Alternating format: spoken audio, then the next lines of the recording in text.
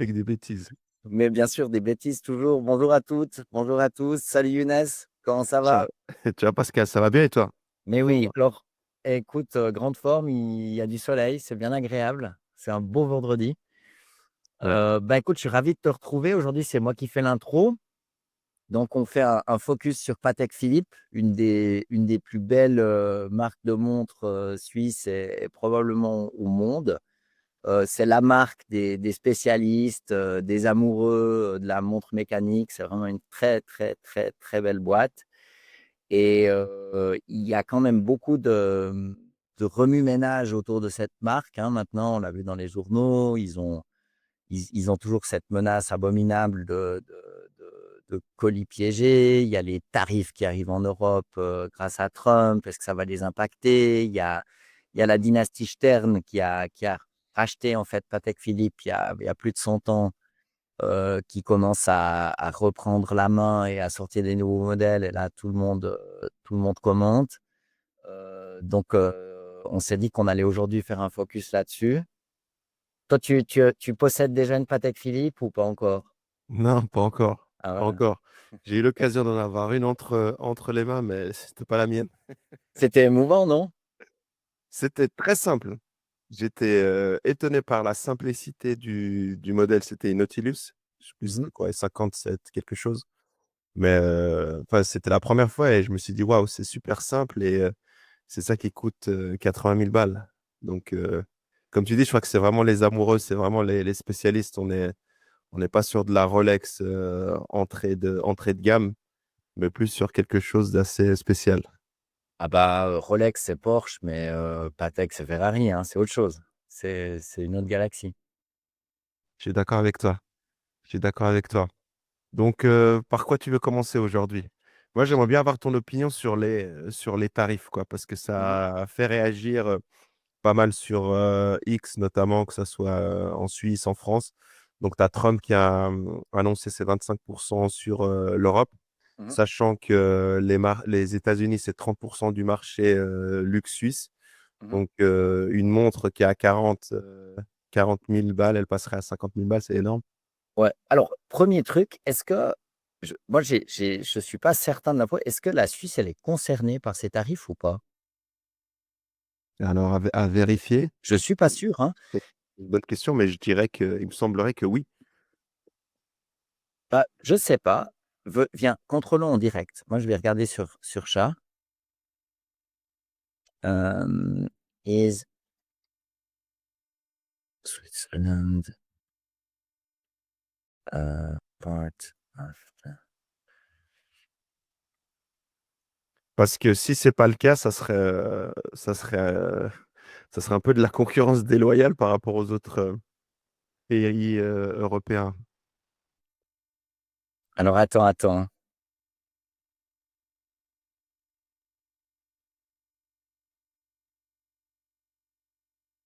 Il me demande, si ça va au-delà des voitures. OK. Ouais. Je pense pas qu'on importe beaucoup de,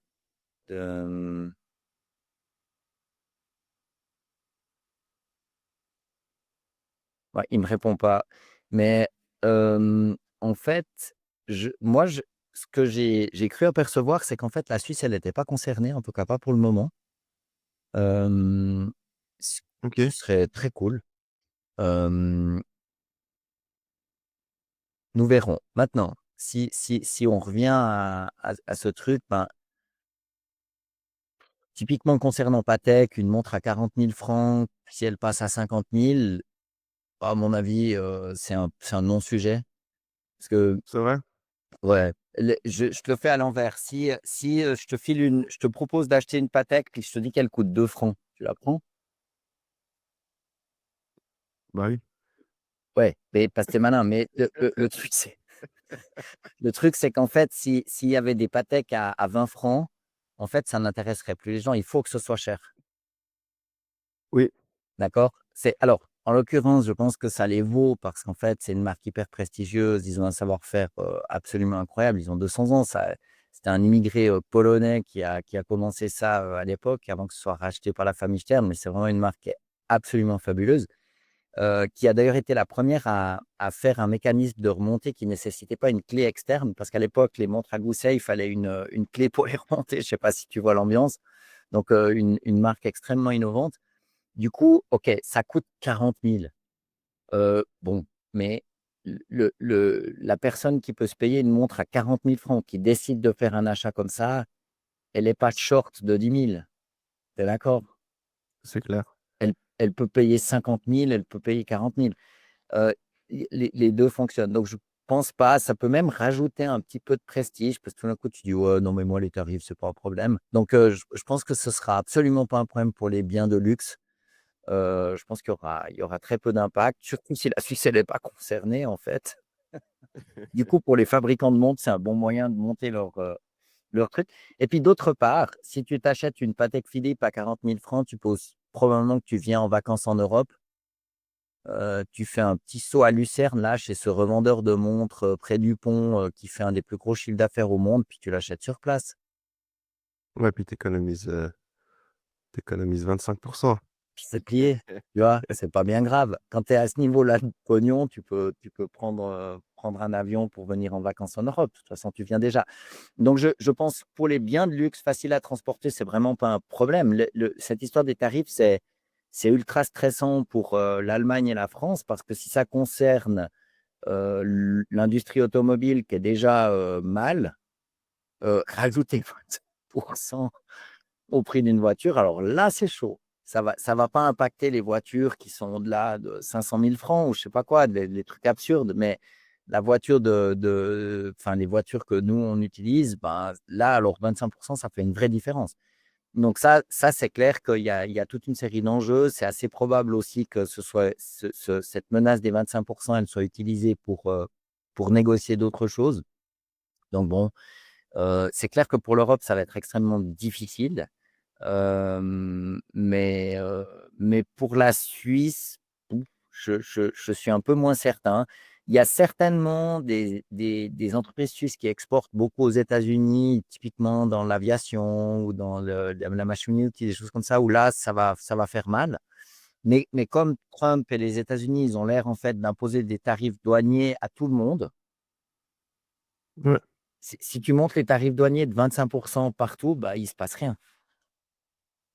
Ok, donc affaire à suivre.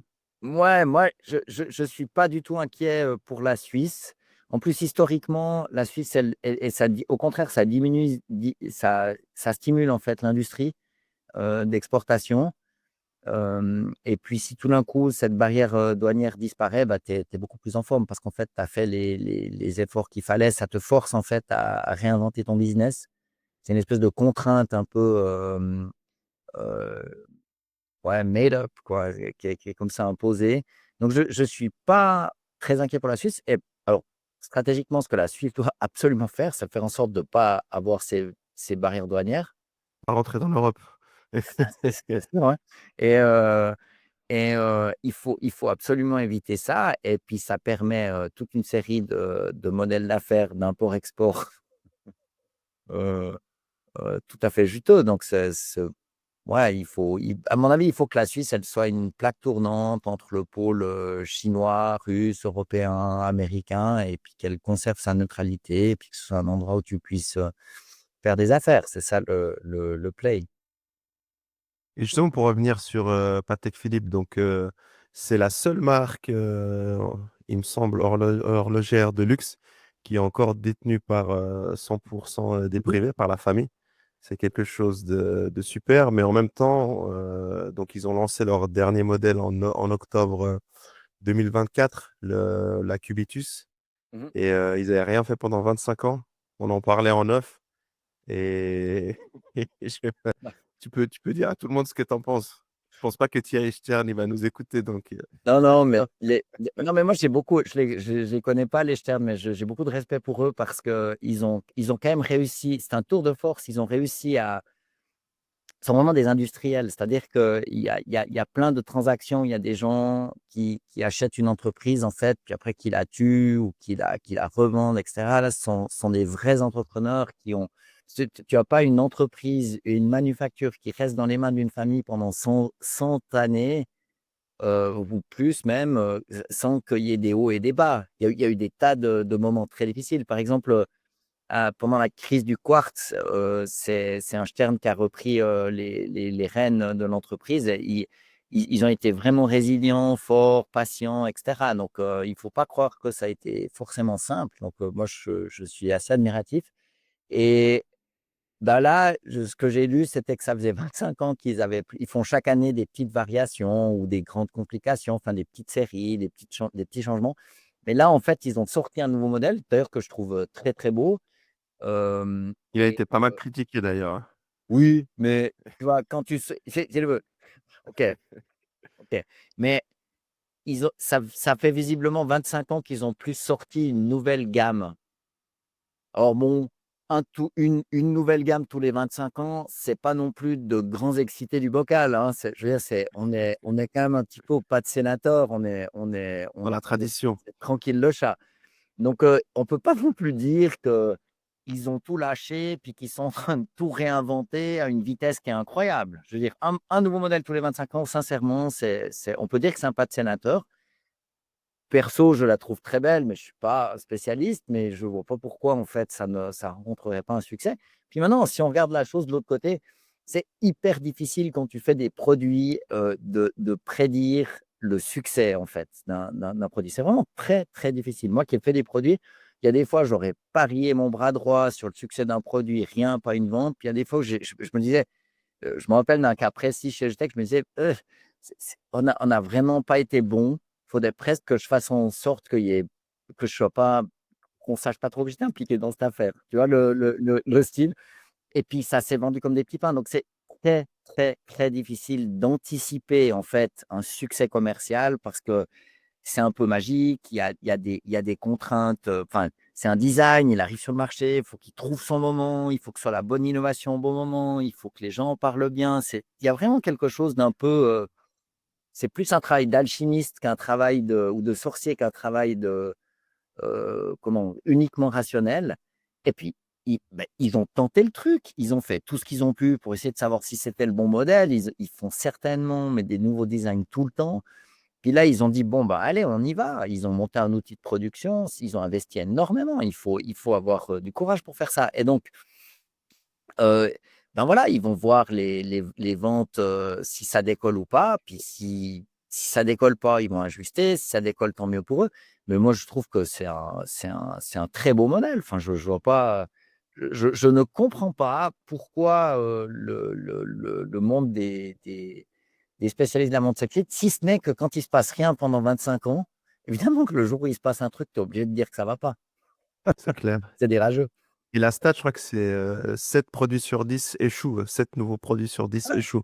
Ah, C'est c'est énorme. super dur, c'est super dur et L'innovation, c'est pas facile, hein. super difficile et surtout quand tu fais des produits manufacturés où en fait il y a quelque chose de l'ordre du c'est un peu comme dans la mode, il y a vraiment quelque chose de magique et il faut beaucoup de courage pour faire des produits parce que derrière eux, ils payent tout un outil de production, hein. Pas croire que ça se fait comme ça, puis que c'est gratos.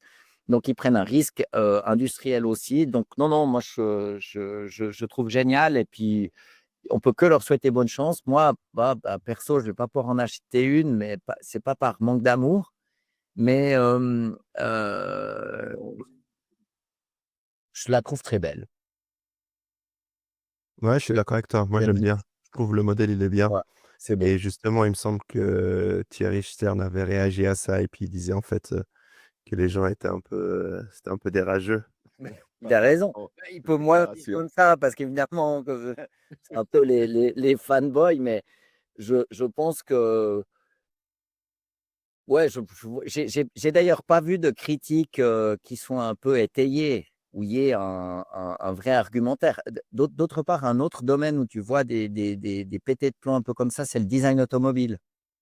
Parce que Ouais, il y a le design en général, mais tu as comme sous-catégorie très particulière, tu as, l'habillement, où il y a des espèces de religions, les montres, où il y a d'immenses spécialistes, il y a des règles et puis, l'automobile où en fait, ce sont pas juste les règles du design qui s'appliquent, c'est vraiment tout un univers à part entière et il y a des channels sur YouTube où tu as des designers qui commentent les nouveaux designs automobiles. C'est à mourir de rire parce que Donc, il y a des gars, mais ils passent plus d'1 heure à te détailler chaque ligne, comment c'est fait, comment c'est fabriqué, qu'est-ce que ça rappelle. Tu vois, parce que ce sont des industries qui ont une immense histoire. Donc, il y a des références que toi et moi, probablement, on ne voit pas parce qu'on n'est pas assez spécialiste, mais des références à des produits passés, etc. Puis moi, ce que je trouve intéressant dans ce type de design, c'est que ce n'est pas juste un dessin, c'est un objet qui est fonctionnel, qui remplit une fonction, que ce soit en termes de décoration bijoux, mais aussi donnez-leur. C'est un bel objet qui est bien fabriqué et qui dure longtemps. Donc, le design contraint avec toutes ces demandes, en fait, c'est vraiment quelque chose qu'il est difficile de réaliser. Et là, franchement, ils ont fait un joli boulot, quoi. Donc, on verra. On peut que leur souhaiter bonne chance. Et je trouve l'histoire aussi de Thierry Stern assez intéressante. Donc il a fait, l'école, d'horlogerie à Genève. Il a commencé, enfin, à bosser assez jeune dedans et tout et puis, apparemment, je sais pas si c'est, une réalité ou si c'est un mythe, mais, il comment dire? Il testerait, enfin, chaque répétition, de chaque montre, c'est lui qui validerait, justement ça, en fait. Ouais, c'est possible, il faudrait lui demander, mais je pense que quand une famille, en fait, heu, réussit à faire prospérer une marque et une industrie pendant 100 ans, c'est qu'ils font quelque chose de juste. Ouais, il y a quelque Donc chose de magique bah, qui se passe. 100 ans, ce sont 4 générations.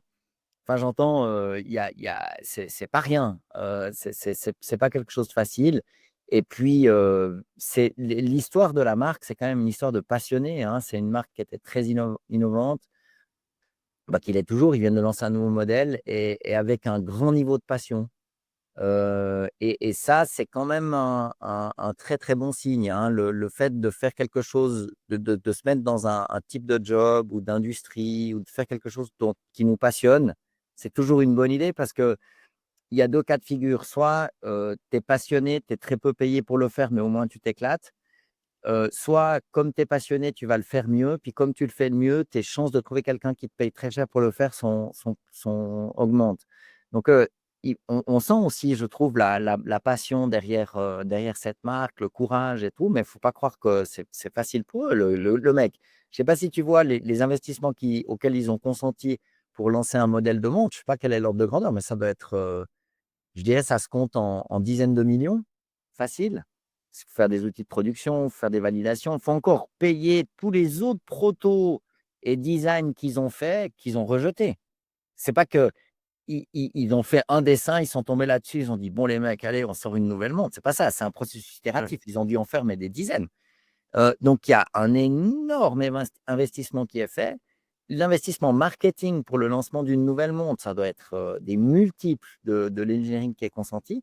Donc c'est vraiment un risque, assez important qu'ils prennent et ça c'est c'est le métier des industriels, mais il faut pas croire que c'est facile et en fait, ils continuent à le faire génération après génération, très probablement parce qu'en fait, il y a une immense passion, en fait, il y a une grosse tradition. C'est d'ailleurs aussi pour ça que leurs montres, je trouve, sont si sexy. C'est qu'il y a cette tradition multicentenaire de passionnés, ouais, c'est vraiment une très, très belle marque et puis, bravo à eux d'avoir sorti un nouveau modèle. On les félicite. Est-ce qu'on rentre dans la partie un peu plus, croustillante?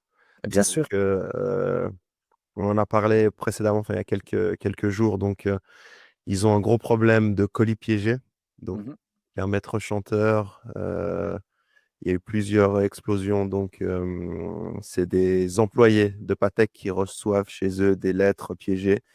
Il y a une fillette, de 12 ans qui a été grièvement, blessée, un employé qui a été, blessé aux jambes, une troisième lettre qui a été reçue par la fiduciaire. Bon, heureusement, elle a pas explosé et puis, 2 personnes qui ont été arrêtées.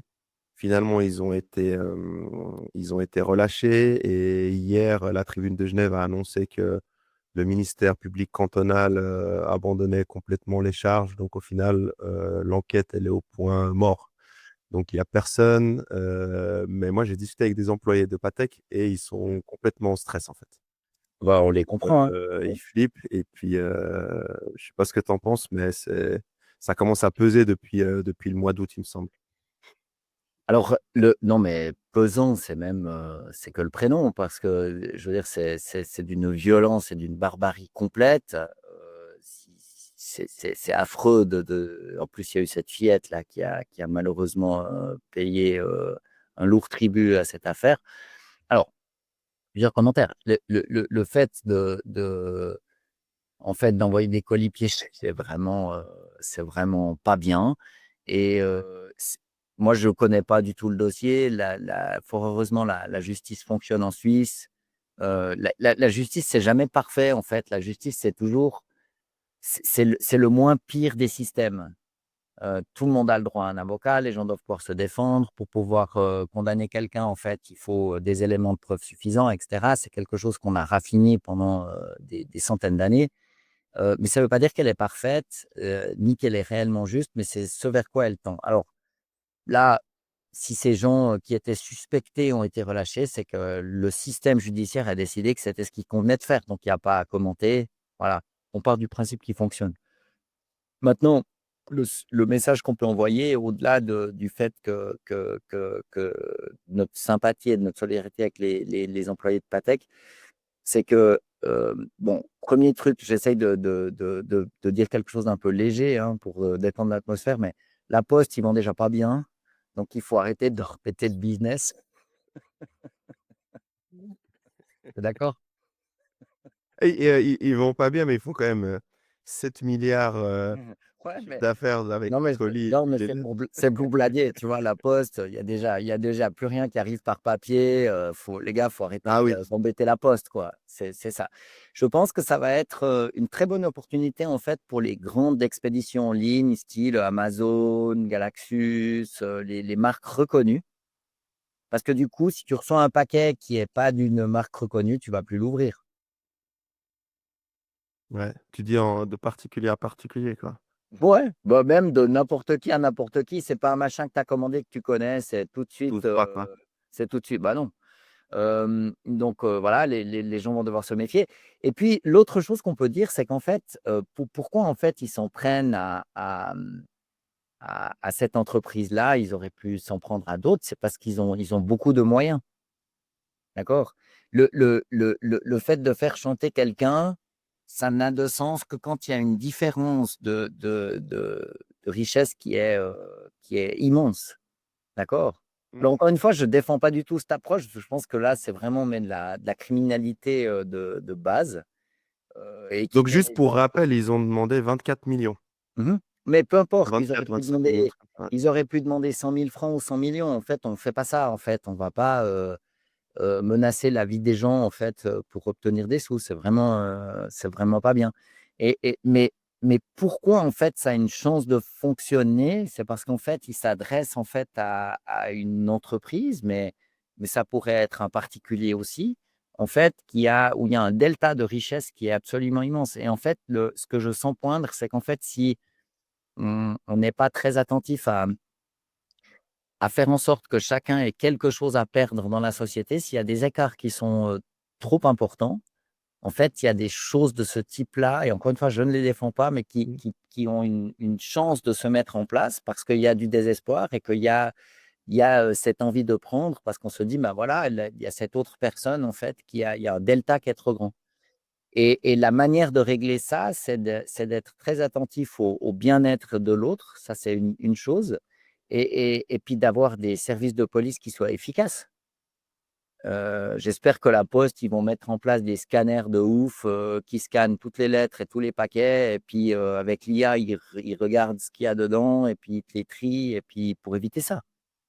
Mais ce qu'il faut bien que les bandits qui font ça réalisent, c'est qu'en fait, à faire régner la terreur, en fait, on impose, en fait, une espèce de contrôle, sur tout, pour tout, et c'est très désagréable. Moi, je suis très attaché à la notion de liberté, au fait de pouvoir, en fait, faire ce qu'on a envie. Je trouve ça très agréable, pas forcément pour le faire, mais l'idée qu'on puisse tout faire et en fait, une société qui devient trop violente et cetera, elle est désagréable, forcément et c'est un des grands trucs, en fait, qui nous reste en Europe puisqu'on a paumé dans l'IA, puisqu'on va paumer dans l'automobile, puisqu'on va payer des tarifs de ouf. En fait, ce qui nous reste, c'est la Dolce Vita italienne, le jambon de Parme, les melons et la belle vie. Alors, peut-être qu'il faudrait pas trop délirer et puis il faut arrêter d'embêter. Je redis, la Poste, les jaunes, on les aime bien, ils sont sympas. C'est pas la gloire, donc il faut arrêter d'embêter avec ça. Il faut laisser la Poste tranquille. Et un élément aussi, apparemment Thierry Stern, enfin, il n'a pas reçu de menaces directes, donc ça s'adresse uniquement à Patek Philippe, à la société. Ouais. Et puis, donc maintenant, il y a plein de gardes, de protection autour des sites et tout. Et je pense qu'il y a aussi un élément peut-être qui a joué là-dedans. Donc moi j'ai une théorie vraiment tirée Vas-y, par les vas-y. cheveux, hein. Vas-y, vas-y. Balance. Mais en fait, je pense que tu as deux options. Enfin, soit c'est un employé ou un fournisseur un peu frustré, et puis voilà, donc ça pourrait être ça. Et l'option, je me dis que comme c'est la dernière grosse boîte du luxe horlogère euh, qui est détenue par une famille, et que je pense qu'il y a pas mal de gens qui souhaiteraient la racheter, mais la famille Stern, ils ont toujours refusé. Je me dis, ça pourrait être comme ça un moyen de pression pour revendre, tu vois ce que je veux dire? Ouais. C'est quelque chose de super tiré par les cheveux, hein. Je crois que même enfin, je Non, regardais mais la non, non, probabilité, non. mais Il y a une logique à ce que tu dis, mais je vais te dire pourquoi j'y crois pas. C'est que 99% du temps, c'est toujours la bêtise qui est la meilleure explication. Toujours. ouais, C'est la bêtise humaine, c'est vraiment là qu'il faut toujours regarder en premier. Et bien malheureusement, je pense que, bah, imagine en fait, enfin, essayons d'imaginer en fait le chemin de pensée qu'il faut emprunter pour dire bon, bah, on va foutre des bombes dans des paquets et puis on va stalker comme ça tous les employés d'une entreprise. C'est d'une violence, tu vois? c'est vrai. C'est pas que c'est d'une violence absolue. D'ailleurs, il y a des gens qui en ont payé le prix fort dans leur chair et pour se mettre en mouvement et déjà pour y penser, il faut déjà avoir un certain niveau, mais alors pour le faire et puis continuer à le faire, tu vois? Faut répéter l'action et cetera. C'est vraiment du banditisme, c'est pas de la strat, c'est pas de la stratégie, industrielle. Je dis pas que dans les grandes batailles industrielles, il y ait des il y ait pas des espèces de tentatives de mettre en place quelque chose, mais là, en l'occurrence, la famille Stern, je pense pas qu'elle a besoin d'argent. Ça doit bien se passer pour eux et ils le méritent bien parce que c'est quand même une immense réussite industrielle. C'est une des marques à mon avis, la marque la plus prestigieuse au monde et du coup, ils sont pas dans le besoin de vendre. Donc en fait, peut-être qu'ils vendront un jour, peut-être pas, ça les regarde, mais ils vont pas lâcher comme ça, de un. De 2, je pense que Eux, ils s'ils sont pas dans le besoin de vendre, mais des non, grosses boîtes type, bah, je vise pas du tout LVMH, mais on pourrait imaginer richement LVMH avoir non, Patek Philippe dans leur portefeuille. Je dis pas que non. par rapport au collier piégé, hein, mais Ouais, par ouais. rapport à avoir Patek Philippe dans leur portefeuille, ça serait pour des gros groupes de luxe, LVMH, Richemont et tout, ça pourrait Bon, être bien dingue. sûr qu'ils les accueilleraient à bras Ah ouais. ouverts, mais des gens que je connais qui sont quand même haut placés dans ces 2 organisations, ce sont des gens, mais d'une qualité, d'une intelligence et d'une délicatesse, indicible. Je ne Ouais. vais pas citer de nom, mais je connais personnellement et bien, plusieurs personnes qui ont vraiment, on va dire un gros, gros poste dans ces 2 conglomérats. Et ce sont des gens, mais absolument sublimes. Et en fait, c'est beaucoup plus l'art de la séduction. Tu vois, imagine, tu es propriétaire d'une marque bicentenaire qui a innové, qui est une des marques la marque la plus prestigieuse du monde, etc. Puis tu vas la céder à quelqu'un. Tu as suffisamment de pognon pour que ce soit pas le vrai enjeu. Qu'est-ce que tu veux? Ce que tu souhaites, si tu souhaites la vente, ce qui à mon avis n'est pas le cas de la famille Stern, mais Ah non, ils veulent pas, ouais. imaginons, si tout d'un coup ils décidaient, ils voudraient qu'en fait cet héritage soit prolongé. Ce que tu veux éviter, c'est qu'en fait ça s'arrête. D'accord? Du coup, heu, qu'est-ce que tu vas faire? Bah, tu vas transmettre en fait tu vas transmettre le flambeau comme ils font à l'ouverture des Jeux olympiques à quelqu'un. Et c'est quelqu'un qui doit en partie te séduire, t'impressionner avec sa vision, te ouais, tu dois lui transmettre ton bébé et du coup, je crois pas du tout que la méthode qui fonctionne, ce soit de contraindre les gens comme ça. Alors maintenant, bien sûr, dans les combats industriels, il y a des fois où c'est un peu plus sportif, hein.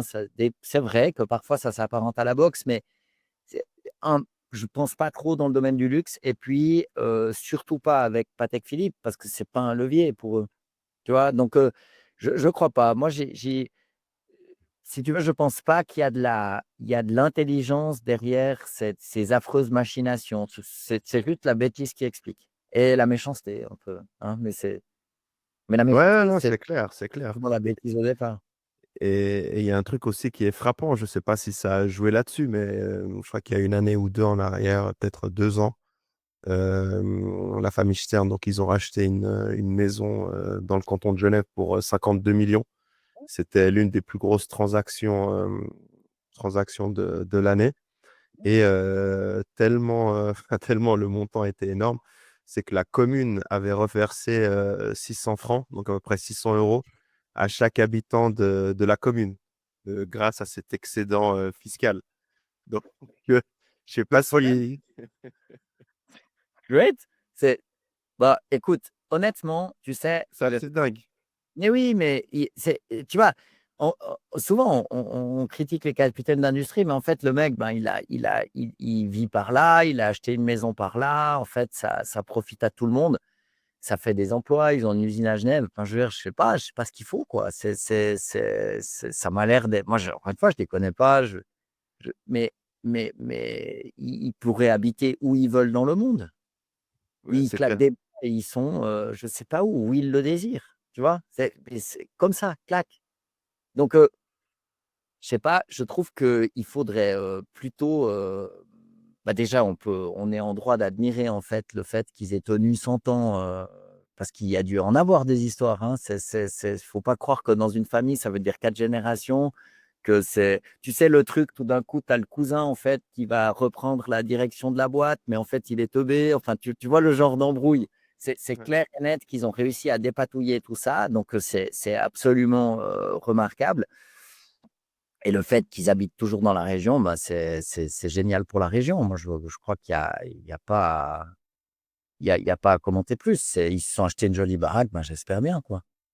En plus, ça en Ils ont bien fait. bénéficie aux Mais oui, habitants qui reçoivent 600 balles. mais bien sûr, c'est trop beau. Si on avait su, on aurait déménagé On là-bas. aurait déménagé. C'est ça, on est trop lent. Ouais, où on sent pas, on n'a pas Ouais, senti le on sent pas. toi qui as développé cette méthodologie avec ton groupe Manufacture Thinking de prospective, Ouais. vous avez elle marche pas trop. Ah, je rigole, Ah, c'est je pas que ça marche te pas, mais taquine. si tu veux, c'est sûr qu'en fait, l'IA, ça change énormément la manière, en fait, dont tu, travailles l'information. Et maintenant que les IA, elles peuvent aller chercher des news sur internet, que Grok, il peut aller chercher des tweets, qu'il peut vérifier des infos. Bon, bah, là, avant, j'essayais de savoir si, la Suisse était soumise au tarif de 25 des États-Unis et il faisait que de me dire: «Mais de quel 25 vous parlez?» Donc visiblement, il n'avait pas l'info, mais peu importe. Ça change énormément la manière dont on met la mise en pli du savoir, si tu veux, elle évolue, en fait, énormément. Donc ouais, les choses évoluent vraiment très, très vite et puis là, on est dans une nouvelle époque. Donc, une des choses qu'on a toujours essayé de faire, c'est d'essayer de comprendre qu'est-ce qui allait se passer demain. Ouais, Pour ça, il faut puiser dans l'histoire, il faut regarder les signaux faibles, il faut essayer de faire des scénarios, et cetera, et cetera. Et ce processus-là, il n'a pas changé, c'est toujours le même en fait. Il faut regarder ce qui s'est passé avant, il faut regarder ce qui a changé, il faut essayer de repérer les signes d'un changement nouveau annoncé par un signal faible, et cetera, et cetera. Puis après, il faut essayer de construire une story qui nous décrive en fait ce qui va se passer après. Et ce que fait l'IA, c'est qu'elle met tout ça sous stéroïdes. Il y a tout qui va beaucoup plus vite, d'accord? Donc ce truc qui prenait des semaines, des mois, voire des années, qui était lent.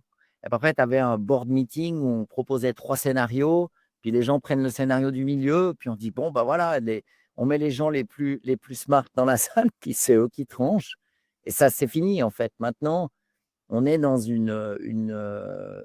on va dire, une cohabitation entre l'intelligence digitale, parce qu'elle n'est pas si artificielle que ça, mais disons digitale et humaine, et où en fait l'humain, il peut dialoguer avec l'IA en temps réel pour essayer d'ajuster la stratégie à ce qui se passe.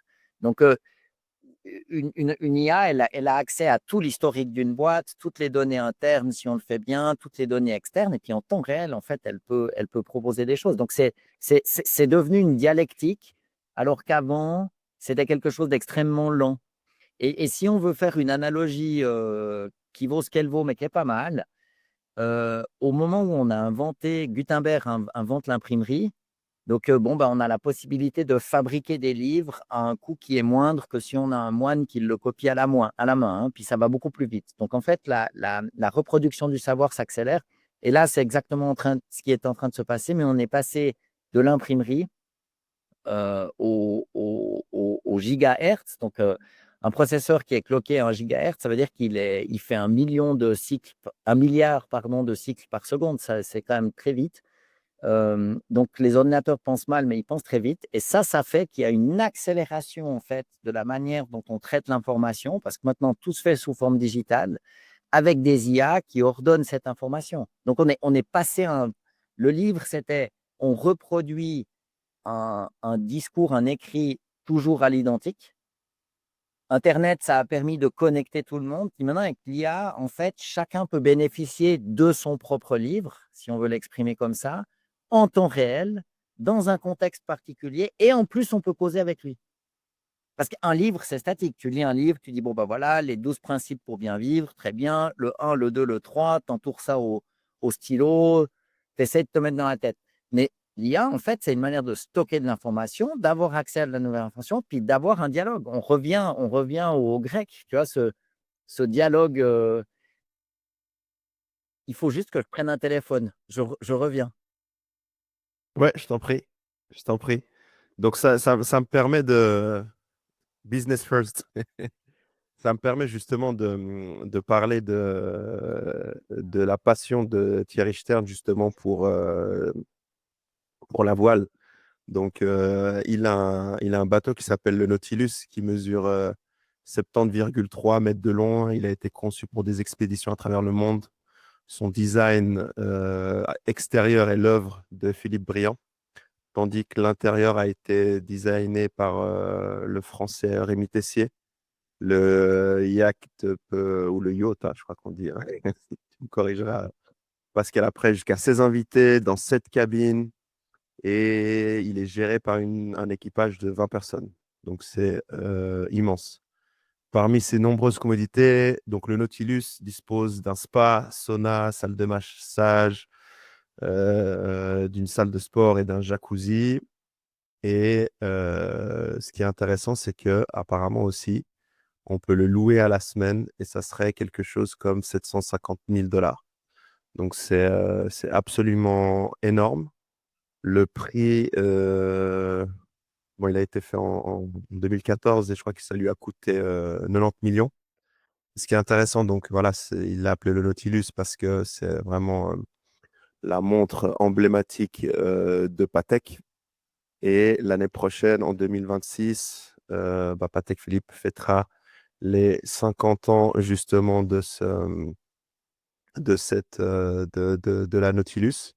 Donc, on attend justement, enfin, je pense, on espérait qu'ils auront réglé leur histoire de colis piégés et qu'ils puissent fêter leur anniversaire tranquillement avec un peu plus de calme.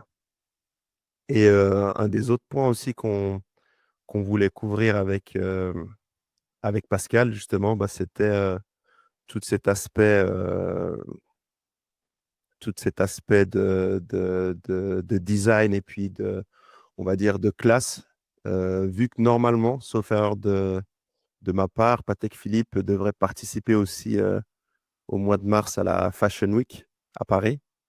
Donc, certains mannequins vont porter des montres Patek Philippe. Je disais, Pascal, certains mannequins devraient porter des montres Patek Philippe durant la Fashion Week à Paris. Mhm. Donc, tu parlais d'être très fort dans l'aspect technique et puis cet héritage. mais ils sont aussi très bons dans tout ce qui est marketing, tout ce qui est communication, où ils arrivent à être assez discrets, mais d'être super bons. Ah ouais, non, mais c'est tellement la classe. Bon, déjà, Younes, je comprends pas pourquoi on n'est pas invité à la Fashion Week. Alors là, je tombe de mon baobab, je ne comprends pas.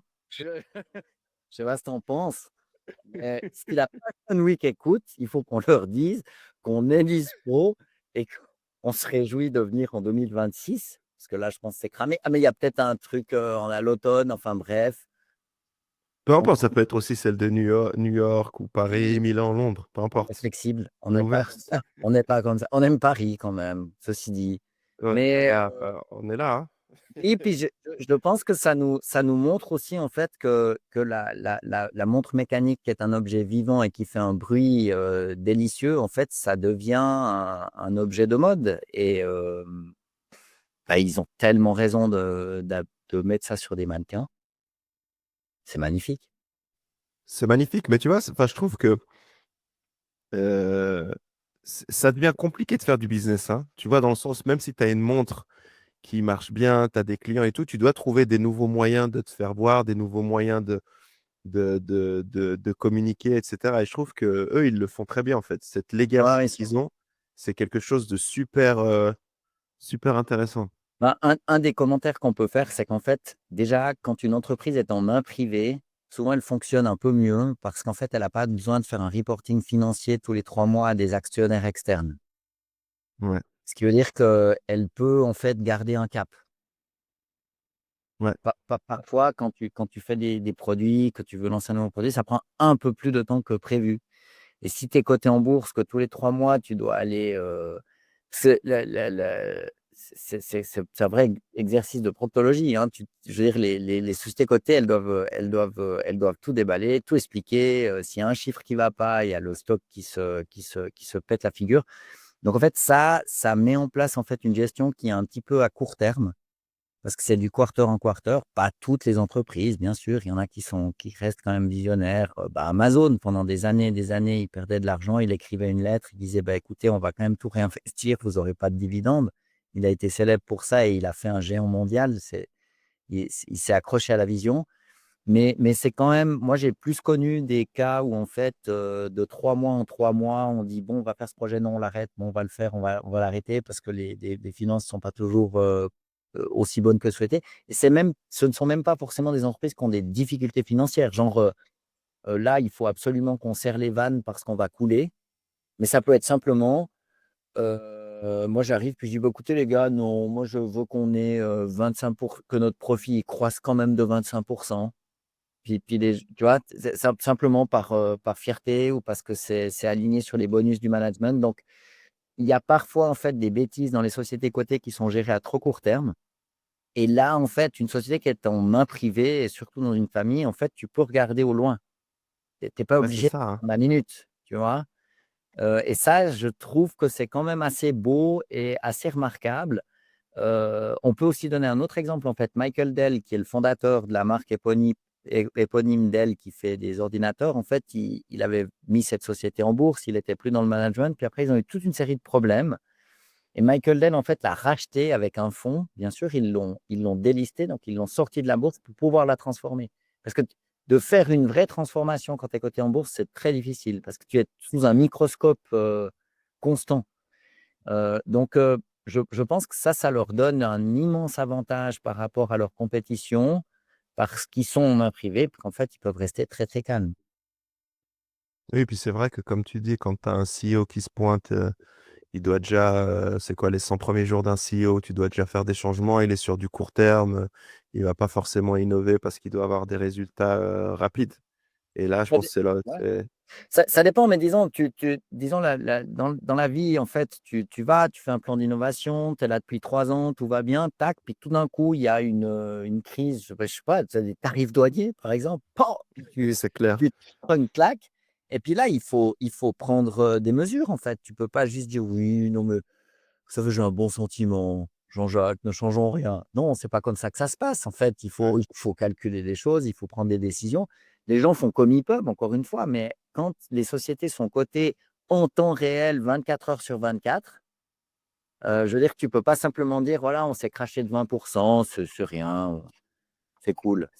Non, non, il faut prendre des mesures quand il y a des choses comme ça qui se passent et du coup, tu es beaucoup plus sur un temps de cycle qui est court et ça, en fait, pour délivrer une vision stratégique, établir une marque, imposer, en fait, la marque Patek comme étant un bijou, des gens raffinés, ça se fait pas en 5 minutes, tu vois? Ah, c'est clair. Il faut un plan un petit peu plus malin et plan qui déroule, mais le fait qu'il soit, hem, dans des mains stables, en fait, ça donne, en fait, cette stabilité. Mais je crois que AP, ils sont aussi en main privée, non? Non, ils ont Ah non? ouvert le capital depuis 2022, c'est très récent. Ils sont toujours actionnaires Ouais. majoritaires, mais depuis Ah, 22, ils nous ont laissé rentrer. Ils ont laissé rentrer de l'argent et des problèmes. Des problèmes. Souvent, quand tu ouvres ton capital, c'est aussi des choses à gérer, hein. c'est vrai. Mais ouais, mais en tout cas, je te remercie, Pascal. Je sais pas Non, si tu as des choses encore à ajouter sur eux? non, c'est tout bon. Moi, je redis mon admiration pour cette marque et puis leur, ténacité dans le temps, parce qu'en fait, c'est le vrai juge des choses et je trouve que pour une marque de montres mécaniques, le fait qu'ils tiennent depuis, 200 ans et que la famille Stern les ait depuis 100 ans, c'est vraiment à mettre à leur crédit et c'est très beau. Ouais. Donc Pascal, futur égérie de Patek. Bien sûr, bien On sûr. est Nous, on est ouvert aussi. on est ouvert, hein. Là, j'ai une Zénith, mais bon, on est souple, hein. Tu as pas mis la Rolex aujourd'hui? Non, j'en ai pas. Comment ça, tu en as pas? Non? Tu me l'as montré la dernière fois de ta Rolex en live. Non. Non, non, non, c'est une Zénith. Moi, je pensais que c'était une Rolex. Non, non, non, non. Autant pour moi, Non, autant pour moi. non, on a loupé notre vie. Non, ou peut-être tu as peur de recevoir un colis piégé, c'est ça peut-être? Non. Non, non, mais en fait, moi, j'ai pas un immense peut-être parce que j'ai étudié la microtechnique, j'ai pas un espèce d'immense attachement à la montre mécanique. C'est très bizarre comme truc, mais je suis pas grand fan. Moi, j'aime les montres mécaniques qui sont extrêmement simples, sans complications, toutes, uniquement pour l'élégance, en fait. Et je me rends compte, c'est presque, c'est presque dramatique, mais je ne regarde jamais l'heure sur ma montre. J'ai complètement perdu cette habitude, donc c'est vraiment un objet décoratif. C'est juste pour faire joli. Donc non, j'en ai pas toute une collection, avec différentes marques, mais c'est vrai que j'étais il y a quelque temps invité à une fête et il y avait un monsieur, passionné de montres anciennes et cetera. C'est sa vie, hein, il passe sa vie à convoiter un nouvel objet. Mais là, je pense que c'est moins la montre qui compte et plus la quête. Ouais. Ils auront jamais terminé en fait de trouver le prochain bel objet, mais moi j'ai pas du tout ce délire-là. Non.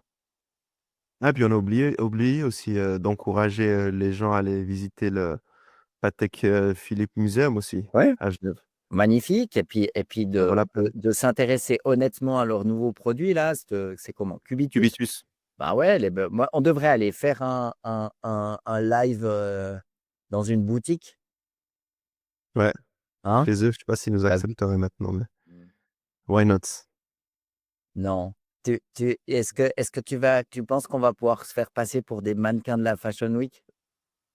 C'est chaud, hein. Je crois pas. Peut-être toi, Ouais, j'allais dire ça de toi, tu vois? peut-être toi. Moi, Non, non, c'est je pense c'est pas. chaud Younes, c'est chaud, Je suis trop en décalage. hein? C'est chaud. Mais non, un truc qu'ils pourraient faire, on leur file quand même une idée, c'est de trouver un rappeur ou une star, qui monte, puis il faut y aller sur TikTok. Je pense que le nouveau luxe, Ah, mais ils en ont déjà. ah ouais? Ils ont déjà, je crois, ouf, je vais pas dire de bêtises, mais il me semble, Jay-Z, enfin des gars comme ça C'est bien, c'est bon ça. qui, non, non, ils sont bons, je t'ai dit en termes de marketing, Mmh. Bon, ils faut pas sont oublier que les ultra prochains, c'est nous, hein. en plus, on n'est pas loin de chez eux, donc On est là. allons-y. C'est dispo. Salut Pascal, Younes, merci ciao. beaucoup. Ciao. Merci à toi.